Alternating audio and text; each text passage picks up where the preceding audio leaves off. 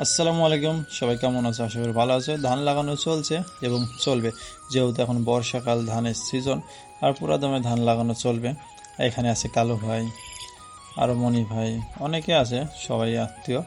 আর চারার বেড়ে চারা তোলা হচ্ছে, চারা তোলা হয়ে গেলে ধান লাগানো হবে। আর বিশেষ করে আমি যে ধানটা বেশি লাগাই 103, আর 103 ধানটা অনেক ফলন হয়, বিঘাতে 20 মণ 19 মণ করে ফলন হয়। আর এটাই অনেক যথেষ্ট।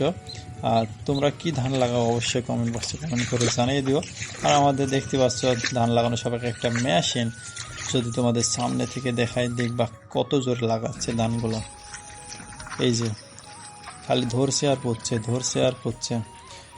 এই যে একজন তো মেশিন কত দূরে চলে গেছে, পানি নাই তারপরেও পথে চলে যাচ্ছে।